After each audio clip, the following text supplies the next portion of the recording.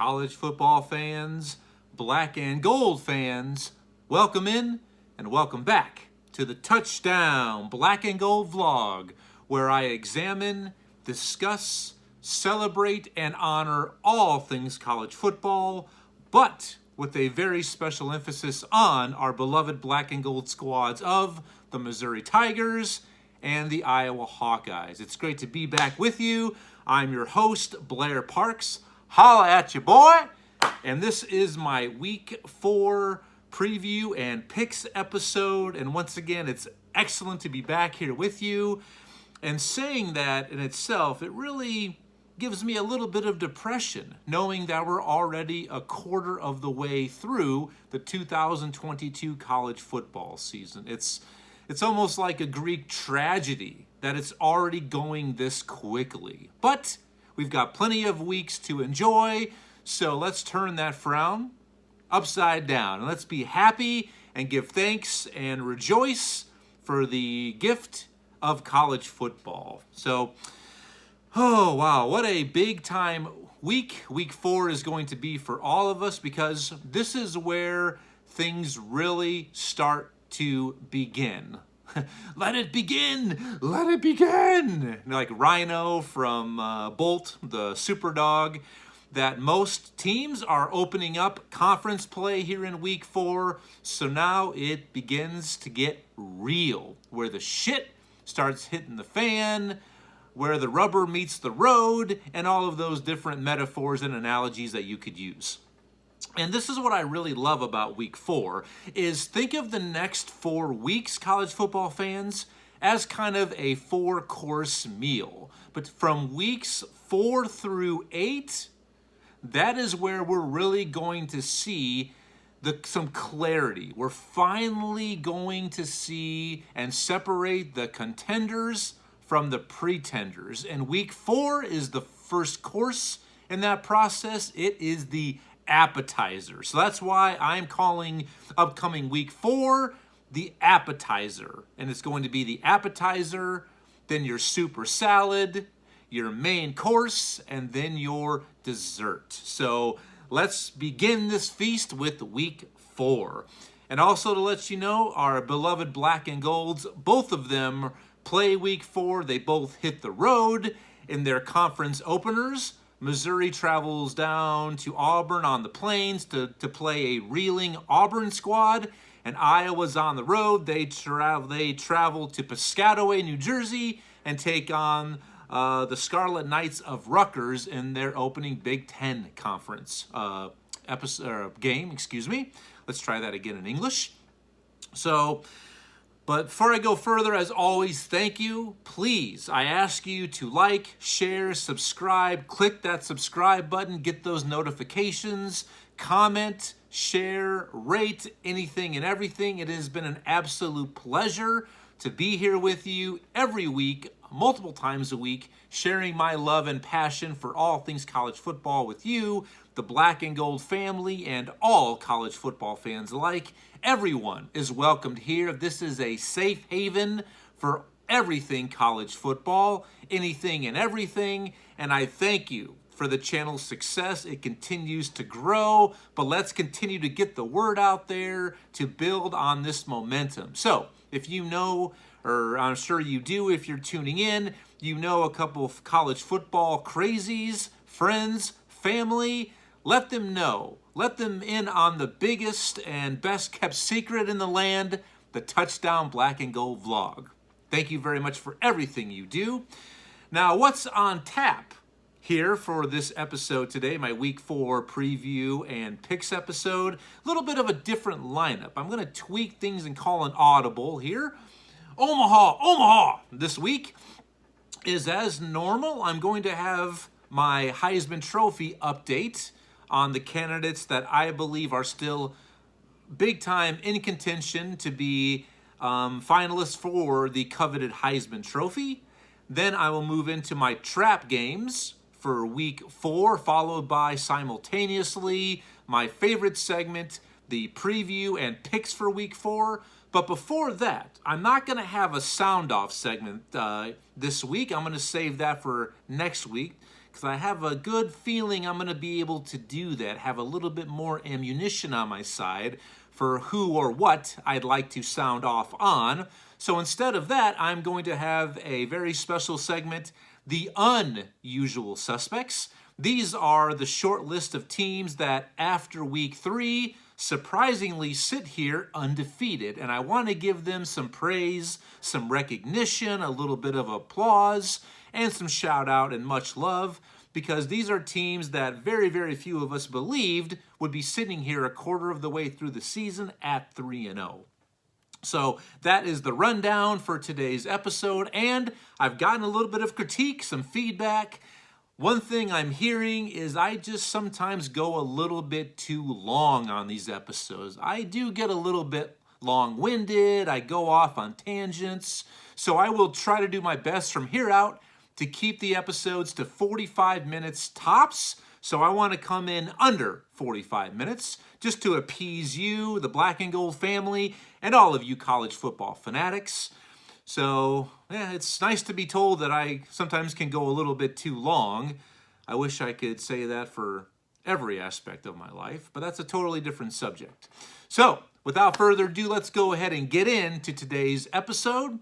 And if this is your first time joining me, thank you. And you are absolutely welcomed, you're appreciated, and I have much gratitude and love for you. Thank you.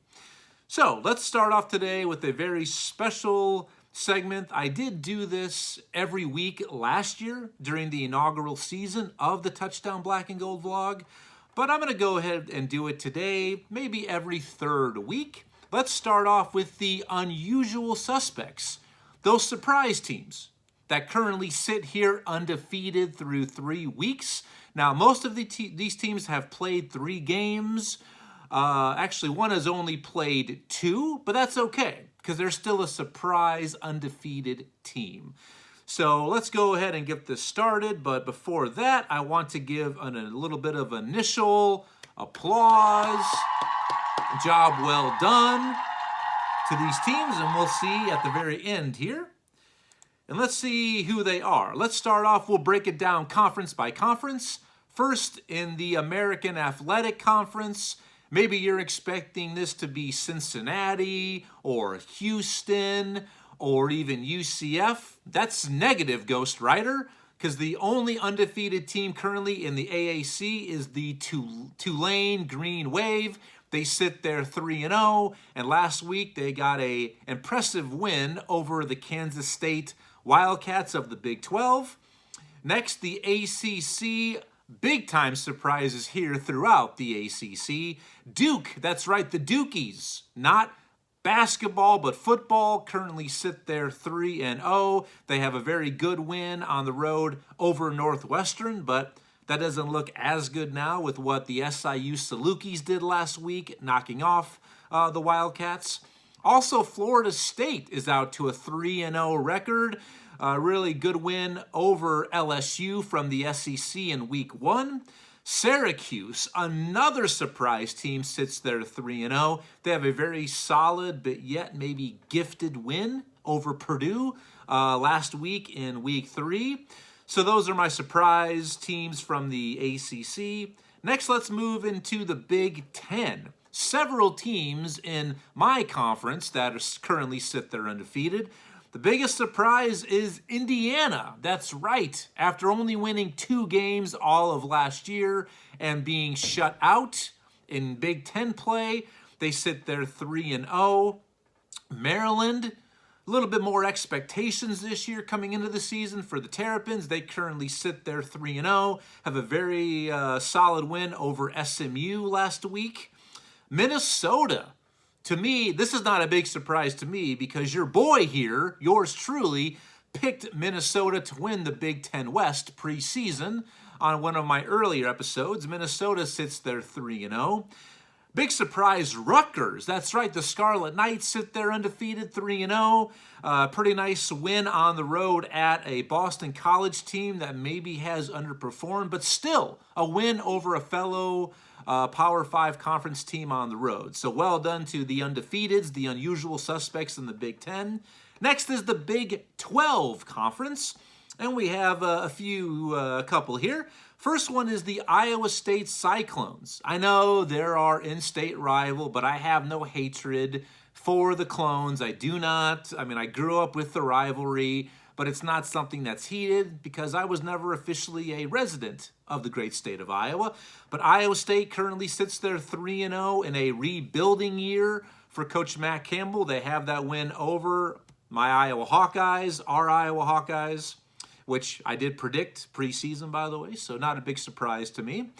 And Kansas, that's right, the Kansas Jayhawks, basketball royalty. They currently sit 3-0. I mean, what a great job Coach Lance Leipold has done there in Lawrence. And they have a road win at fellow conference foe West Virginia, followed up by last week they went on the road and beat up against Houston, a team that was ranked preseason. They were supposed to be the non-Power 5 darling this season. So 2 really good wins for Kansas already. So congrats to the Big 12 unusual suspects. Next is the Pac-12. They're up next. Oregon State currently sits there 3-0. Washington, the Huskies, after going 4-8 last year, they're 3-0. They have a good win over previously ranked Michigan State over week 3. Well done, Washington. Washington State currently sits there 3-0. The Cougars, surprised they have a win week 2. They went to Wisconsin and won at Camp Randall against previously ranked Wisconsin. So well done to the Pac-12 unusual suspects. Next is the SEC.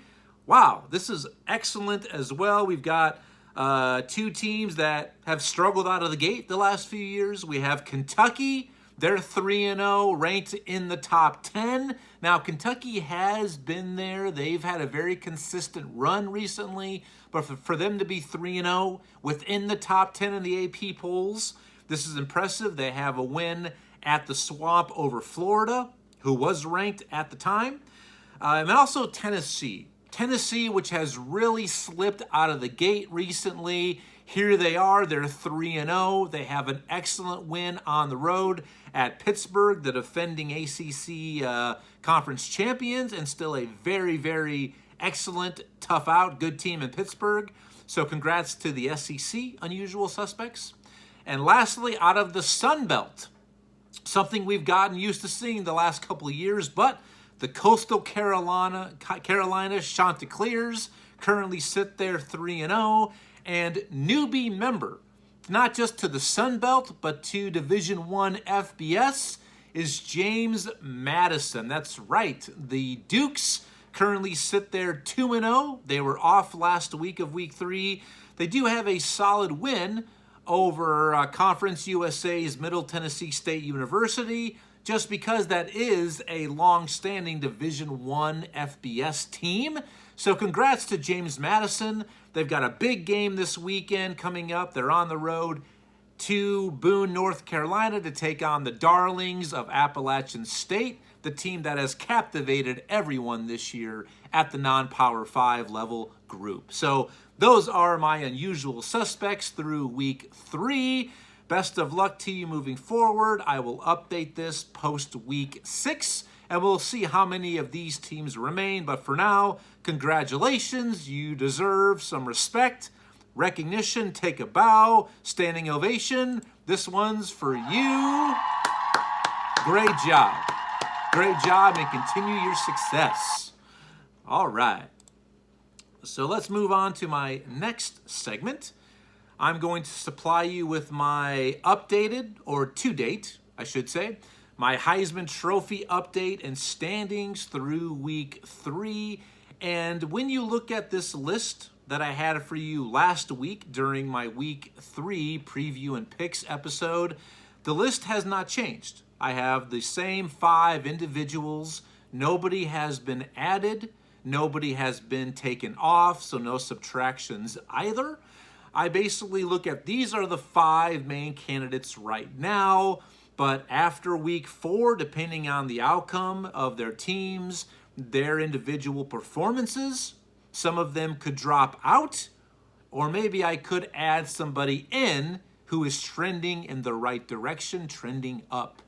So here are my 5 current Heisman Trophy finalists. Moving forward into week 4, they are in alphabetical order. Alabama linebacker Will Anderson Jr., he's still there. Tennessee quarterback Hendon Hooker, big game for the Vols this weekend. They host Florida, who's ranked. College Game Day is on site in Knoxville for the big game. Next is Ohio State quarterback C.J. Stroud.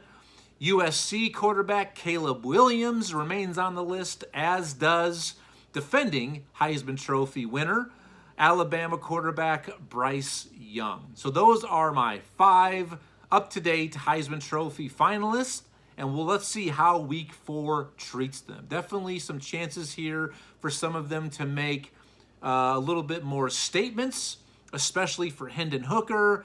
USC is on the road to really face their first big test against a stingy defense in Oregon State in Corvallis. So we'll see how Oregon State, that defense, treats USC quarterback Caleb Williams. So, and C.J. Stroud, he's got a premier game Saturday night at home in the Horseshoe against Wisconsin, who was the pick to win the preseason Big Ten West title. So we'll see how that plays out for quarterback C.J. Stroud as well. So here we go now. We move into everybody's favorite segment. We've got the trap games. We're coming your way first. Admiral Akbar is at the ready. He is on the premises. He's been practicing his line all week for your enjoyment, for your pleasure. And then I'll move into my week 4 preview and picks simultaneously. And I'm very, very excited because this week I have a guest picker. That's right, not here on the premises in the studio, aka my basement, but I've got his picks right here. Last year's champion of the inaugural Touchdown Black and Gold Vlog guest picker tournament, my boy Brett. He's got his picks in. Last week, my brother Anthony, for his birthday week, I gave him first dibs. He was my first guest picker, and now it's Brett's turn to hop in, climb into the arena, and we'll see how Brett does with his picks. So, before we get into the previews and picks, as promised, it is time for one of my favorite segments of the channel, of the show. It's time for the What? It's a trap. That's right, for week 4's trap games. So I always give you a list of some teams that I put on Trap Alert, because here they are with games to them that might be under the radar to you as well. But these are teams that are going to be in that classic look-ahead spot, or they're coming off of a big win in the previous week, so maybe they're due for a little bit of a letdown. So these are your trap games, your trap teams for week 4. I am officially putting you on notice. So the first one, let's look at Boston College travels to Florida State, who is 3-0, as I mentioned. Florida State, you're on Trap Alert, because next week, Florida State hosts number 21 Wake Forest. So maybe they're looking ahead at that game. So be mindful, Florida State. Next is number 17 Baylor travels to Iowa State to take on the Clones in Ames. I've got Baylor on Trap Alert because huge game next week in the Big 12. It may or may not be my premier game next week during picks, but next week Baylor hosts number 9 Oklahoma State, so a classic look-ahead game. So Baylor, be advised you're on Trap Alert. Next game is UCLA travels to Colorado. The Bruins, UCLA, they're in Westwood. You better be mindful. You're on Trap Alert because next week UCLA hosts number 18 Oregon. Comes there. Number 18. Who do they host next week? They host somebody big. Oh, Washington. That's right. Sorry, I was like, hold on one sec. I definitely had a typo here in my notes. No disrespect. I do gaffes occasionally. Hope you can forgive me. So UCLA, you're on trap alert because next week you host number 18, Washington. Next game, a fellow Pac-12 team. Number 15, Oregon, travels to Washington State this week. Oregon, you're on trap alert. Oregon coming off of a huge win at home, a decisive, convincing victory over a very, very good and solid BYU squad in week 3. So I think a potential letdown position. But also next week, Oregon hosts Stanford. And Stanford has really been, in the past, the thorn in the side of the Ducks. So also a letdown spot and also potentially a look-ahead spot. So double trouble there for the Oregon Ducks. Be advised, you're on trap alert. And last team on this week's list of trap games, it's Iowa travels to Rutgers. That's right. I'm putting our Iowa Hawkeyes on trap alert. They are, last time I checked, a 7.5-point favorite to win at Piscataway.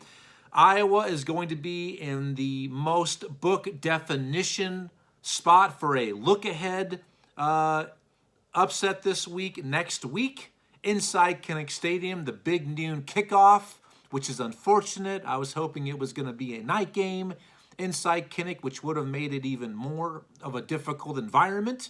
But next week, Iowa hosts number 4, Michigan. The Wolverines and Coach Khakis, Jim Harbaugh, come calling. So it's definitely a huge revenge spot for Iowa after getting embarrassed, putting it lightly, last year in the Big Ten Conference Championship game in Indianapolis on national television. So Iowa, do not be looking too far ahead. This Rutgers team could be potentially a tough out, especially with the offensive woes that we've seen through 3 weeks of college football. So Iowa, you're also on trap alert. Be ready. Come out ready to play. Try not to disappoint. So that is this week's trap games. And on behalf of Admiral Akbar, one more time. It's a trap. That's right. So those were my trap games for the upcoming week 4 of college football.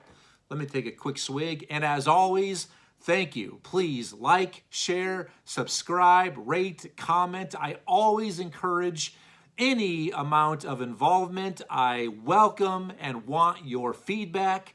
Let me know how you think I'm doing. Good, bad, ugly. I know this is a monstrosity, so I'm not talking about ugliness of this. But if there's any subjects that you'd like me to bring up to you to discuss in the forum of college football on this channel, if there's some information that I've botched, if I've missed something, or maybe you'd like me to add, or I got this right, that wrong, please comment. Let me know what you think. Let me take a quick swig of water here. We're doing excellent on time. All right. So now let's move into my favorite segment that I do here on the channel. And normally I do 2 episodes a week.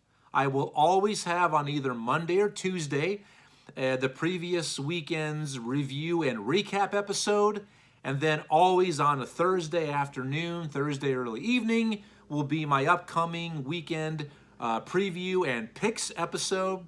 And occasionally, lately, I've been doing an instant reaction episode and recap to the Iowa game. So that's not every weekend, but so far I've done 3. I don't plan on doing one of those this weekend.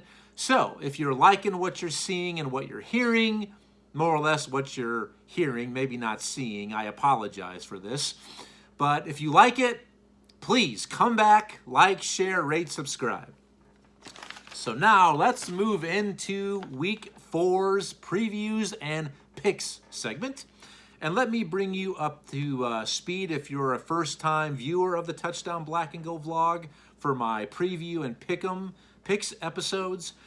What I do each and every week, I pick 15 games Now, some of these are on the radar games that you know about, and some will be off the radar games that I believe still deserve a little bit of recognition and a little bit of attention, because I believe they will go a long way when push comes to shove.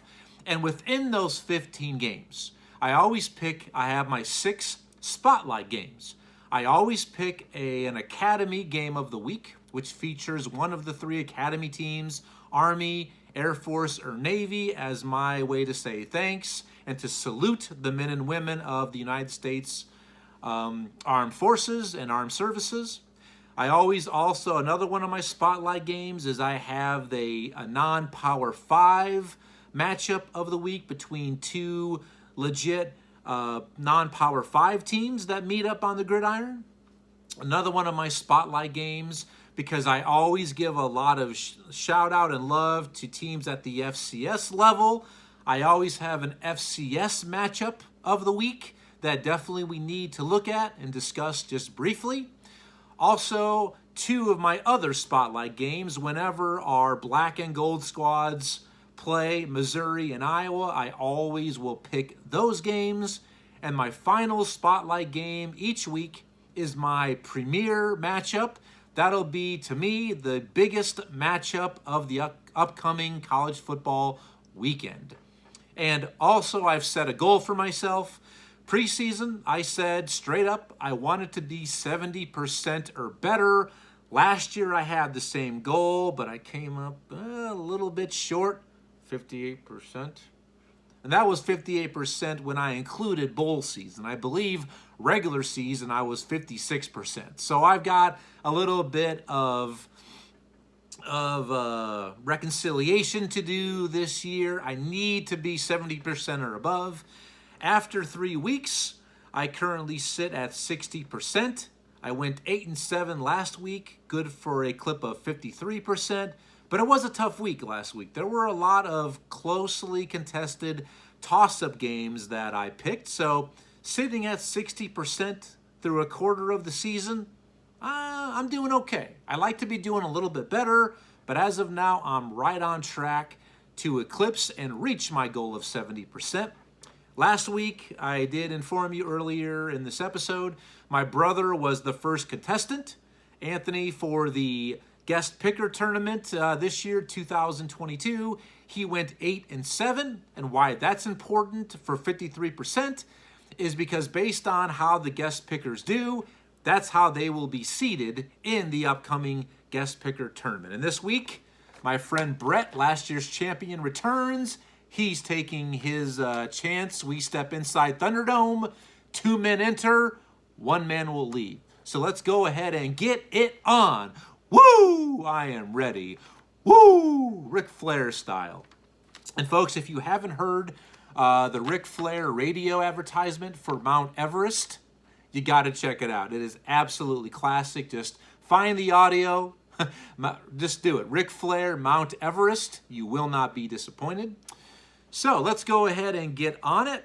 I've got Brett's picks here. I've got mine. And I was brought up right with good manners. So, hey, guess first. So our first game up, Minnesota travels to Michigan State. A big-time prove-it game for the Golden Gophers, who are 3-0. Michigan State trying to come back from a tough loss last week in Seattle against Washington. They've come down to earth a little bit. Brett, in this game, he says, last week's disappointing showing by Sparty has me thinking back to the late Dennis Green and the first half of his famous quote about my beloved Bears. Brett's a huge Chicago Bears fan. They are who we thought they were. And in this case, the Huskies didn't let them off the hook. Minnesota brings their running attack into the Big Ten opener. They rally around the injury to top wideout Chris Autman-Bell, which is a huge loss for them moving forward. Their best skill position, a wide receiver, bar none, for Minnesota. And they leave East Lansing with a hard-fought victory. Brett likes Goldie, the Gophers. Me, I love what this offense is doing. They run, pound the ball, wear you out, just body blow after body blow. I think the best defensive coordinator hire, in all of football.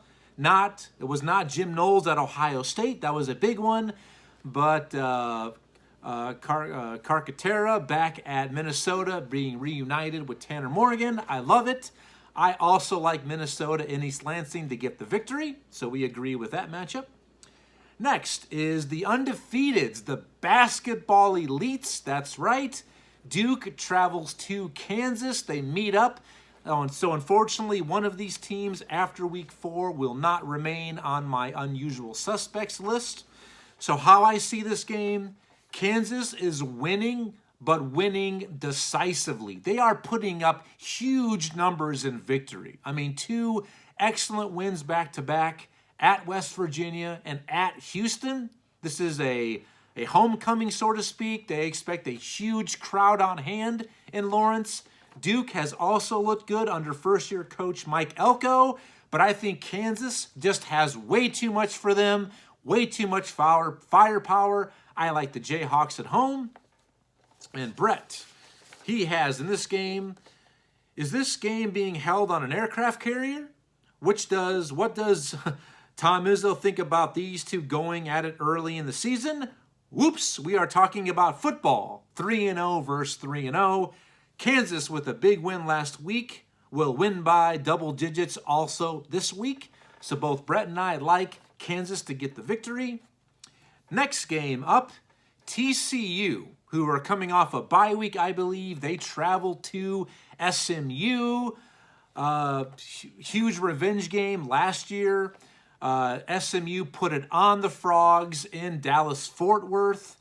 TCU, a team I really like. They were one of my best bet over-under winners. I put some money on them.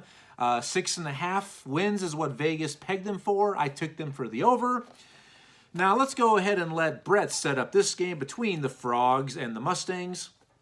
Brett says TCU, coming off an early season bye, should be ready to go, while SMU just lost a very winnable game last week on the road to Maryland. And that was a winnable game, very highly contested game there in College Park.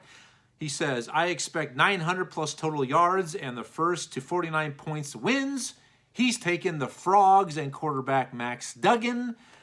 Me, I like TCU once again, a team I'm all about. I actually did predict them to get to the Big 12 title game. I think they're that good, that experienced. Max Duggan, quarterback, is an absolute gamer. SMU, they've got an excellent tandem in quarterback Tanner Mordecai and his wide receiver, Rashee Rice. Rashee Rice. This guy, he leads the nation and in total reception yards and total reception yards per game. I mean, they might be the best dynamic duo since Batman and Robin, since Sonny and Cher, spaghetti and meatballs, mashed potatoes and gravy. See, of course, I go to food because I'm an absolute glutton. So I'm on SMU. I am taking the Ponies to outscore the Frogs. So Brett and I have our first disagreement for week 4. Next game, a huge road test. The first real test for Lincoln Riley and the men of Troy from USC. Number 7 USC travels to Oregon State to take on a very game and tough and rugged Oregon State squad. I'll set this one up. Oregon State was another one of my best bet win total teams. I took them over 6.5 wins. I put a little bit of money on them. Tough defense. They have a culture. They have an identity. I think they will punch USC in the mouth, which is what I believe they need to have happen to really test them.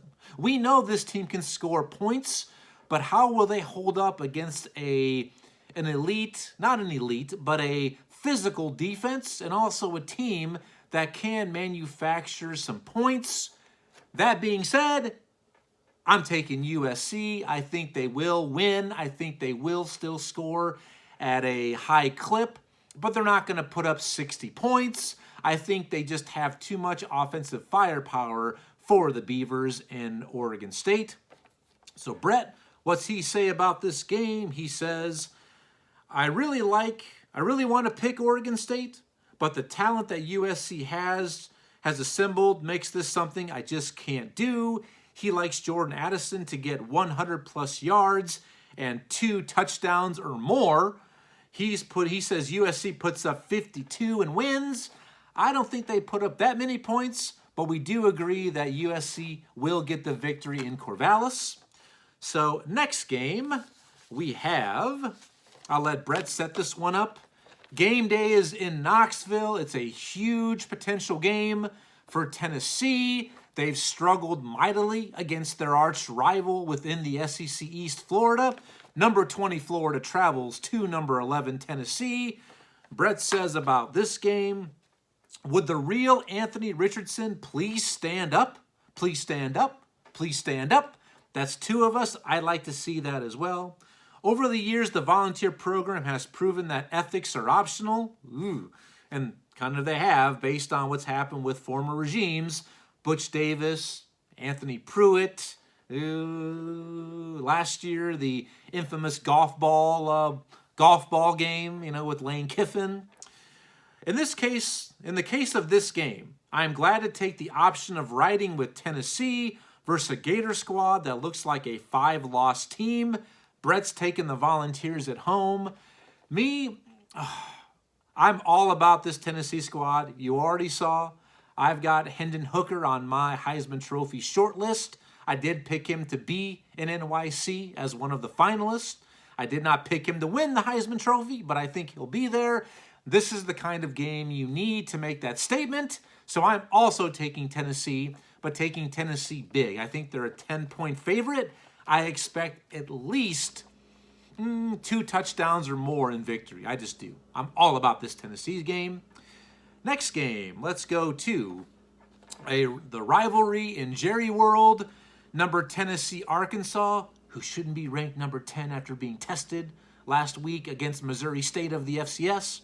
Number 10, Arkansas, faces off with number 23, Texas A&M, who also should not be ranked after getting, embarrassed and knocked off at home in week 2 against Appalachian State. But hey, that's a subject for another day. I like this matchup, but then again, I can't root for A&M. They have no quarterback play. They have very, very little offensive line play, very similar to Iowa's issues. So I'm taking Arkansas. They knew who they are. KJ Jefferson is the best quarterback. He'll be the best player. I'm taking the Razorbacks and Pig Sooie to get it done there in Jerry World. Brett, he sees this game as this. Let's get his, he says, the number 1 ranked recruiting class that A&M brought in didn't help them a few weeks ago versus Appy State. Arkansas is currently ranked 10th, and if I could find a line on them ending the season unranked, I would drop a couple dollars on it. So he also is on the fence as Brett about this team, about both of these teams. They are very lucky that last week's game didn't ruin their season, and they pulled one out they probably should not have against Missouri State. With that said, I will not pick Jimbo Fisher. What he did at the end of his Florida State run should have been investigated for fraud or theft, which it absolutely should have. The citizens of Florida continue to pay him to stop doing his job. He basically stopped recruiting, stopped putting in the work needed to be successful at the collegiate, high school, or even pee-wee level. Ooh, burn right there for Brett against Coach Jimbo Fisher. He just didn't tell him that he had mailed it in. A&M is more talented and probably will win, but I will not support that man. Give me the Razorbacks. So we both like Arkansas in this game. Next game, a big-time opportunity for both teams to kind of prove themselves. Big Ten battle. Wisconsin travels to number 3 Ohio State. Night game. Wow. Big-time potential. Let's see how I'll let Brett set up this game between the Badgers and the Buckeyes. There are often times when this matchup causes me to think about who will win the game. This is not one of those times. Unfortunately, they will not score 77 like last week, but Ohio State will win going away. Wisconsin, I still don't know who they are. I mean, they put up big numbers last week against New Mexico State in the Fighting Jerry Kills, but I don't think they're going to put up those numbers against an Ohio State team, a team that's going to show off on national television. Jackson Smith-Njigba is back, their stud wide receiver, as is Fleming, their number 2 wide receiver. They are going to show off and run it up, something they didn't do week 1 in another primetime opportunity against Notre Dame. We both like the Ohio State Buckeyes big. Next game, Big 12 matchup. Kansas State travels to Norman to take on number 6 Oklahoma. I'm a historian. You all know that. Kansas State has won 3 out of the last 5 straight up against Oklahoma.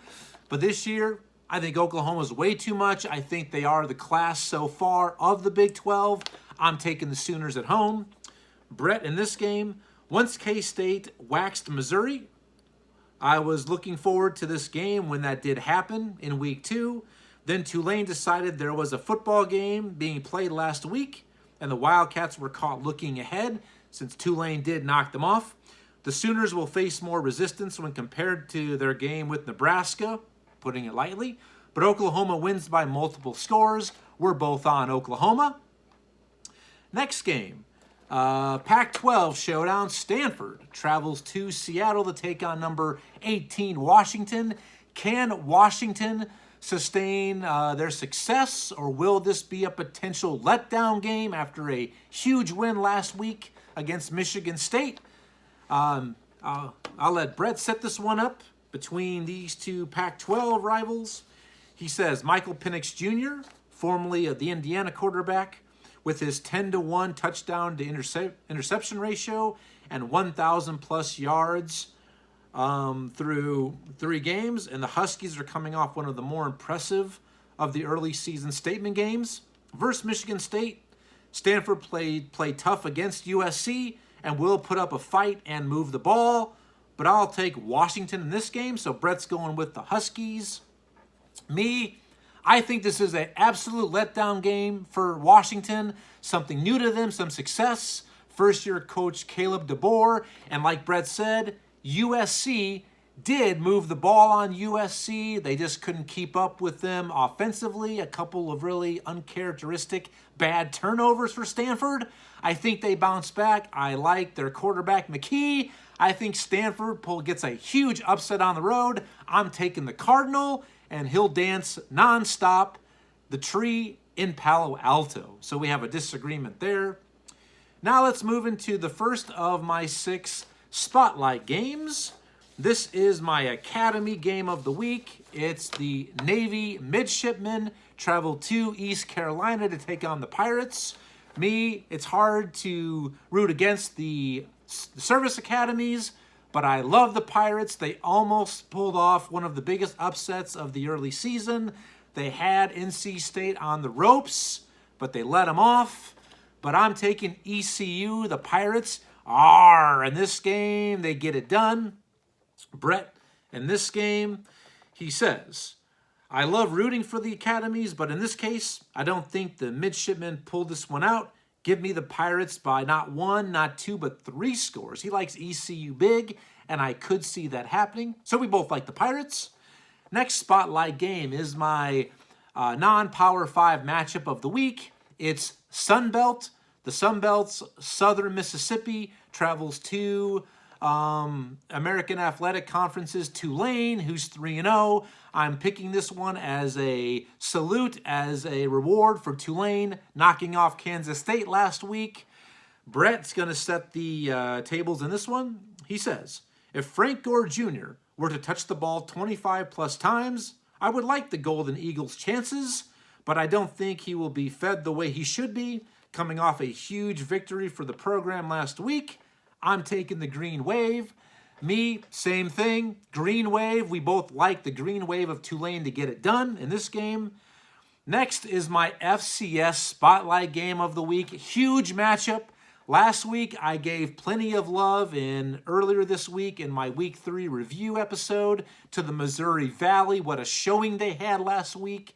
2 near misses. Missouri State almost knocked off number 10 Arkansas. They had the lead until midway through the 4th quarter. And also last week, North Dakota State lost by 3 points to Arizona in the desert in Tucson. And SIU, the Salukis, knocked off Northwestern. So huge matchup in the Valley this week.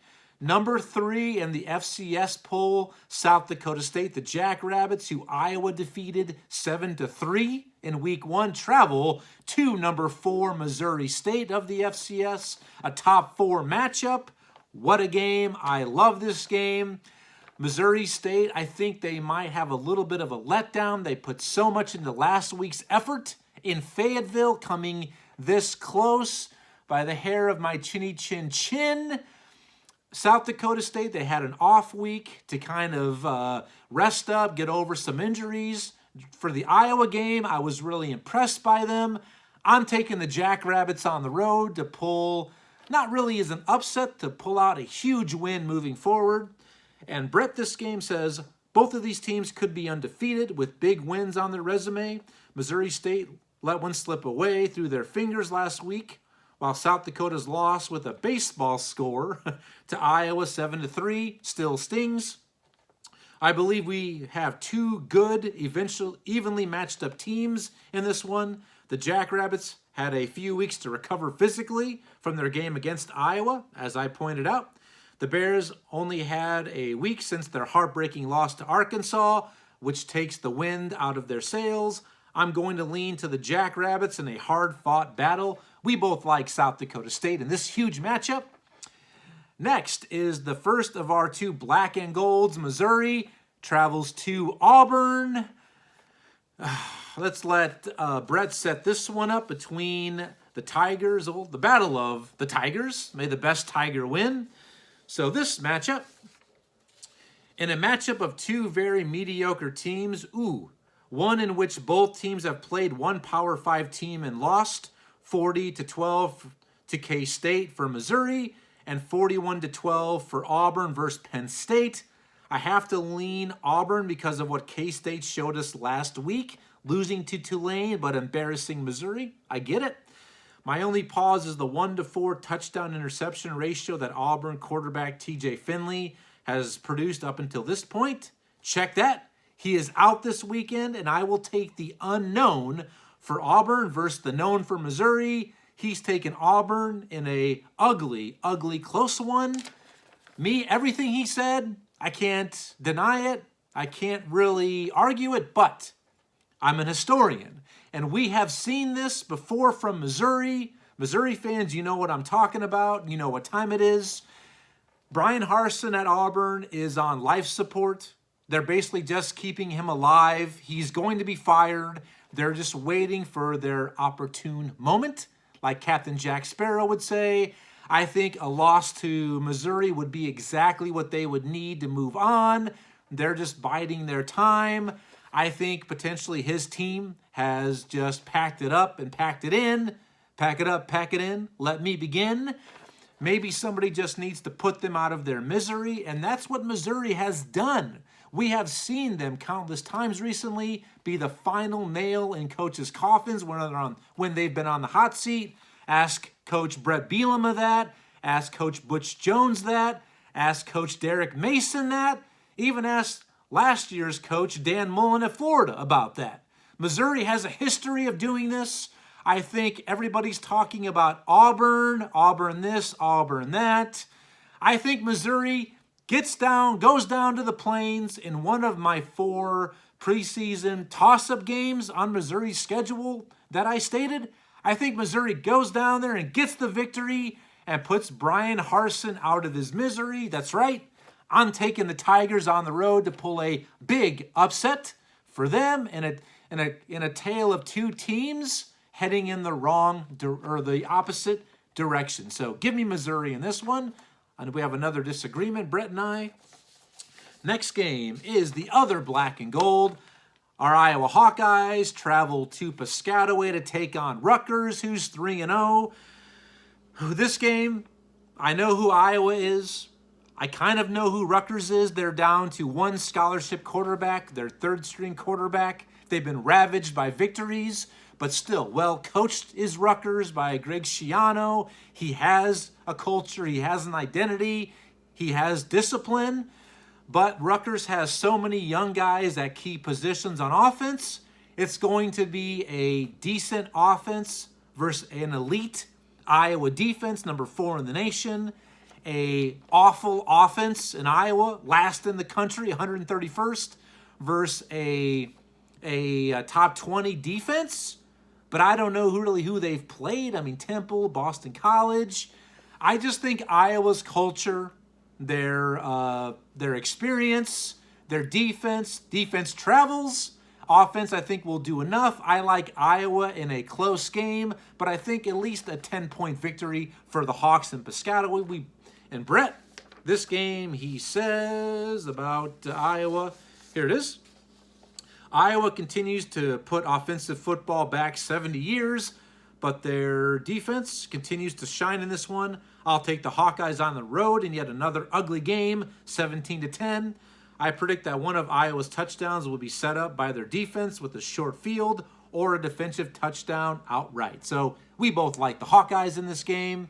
And now it comes down to the premier spotlight, the game of the week. Our eyes turn through the forest on a safari. We come out of the rainforest, out of the desert. We're searching for the best game. And we are there in Winston-Salem. Big time matchup in the ACC. Number 5 Clemson travels to number 21 Wake Forest. I'll let Brett set this one up first. Always guess first. Brett says, I would love to pick the Demon Deacons in this one. And one of the best mascot names, by the way, in all of college football. But because I've seen more than enough of Dabo Swinney and the Tigers, if wideout Perry could bounce back from last week's underwhelming performance and dominate like he is capable of doing, I might lean Wake. The Clemson offense continues to underwhelm, but their D is still better than what Wake can throw at them. Brett's taking the Tigers on the road for a big-time early season victory. I'm kind of there as well. This Clemson defense is elite. Their offense continues to looks like they haven't found their niche yet. They still look like a patchwork. They've been getting better, but their offense has not fixed there at Clemson. Clemson I did pick as one of my 4 college football playoff participants. I'm a little bit weary. I think Wake and quarterback Sam Hartman can put up a lot of points. I think they will, but I just think Clemson's going to slow them down enough. I think Clemson finds a way. I wish I could be with Wake Forest, but I'm also taking the Tigers in a close victory. We both like the Tigers. So that concludes this week's previews and picks. Best of luck to me and best of luck to Brett in the guest picker tournament. So that's today's episode, folks. I hope you enjoyed it. I went a little bit over. I apologize. I'm doing the best I can. Bear with me. I continue to go long and be long-winded. What can I say? I take the opportunities when I can here in life. But anyway, please, thank you for all you do. Subscribe, like, rate, share, comment. Let me know what you think.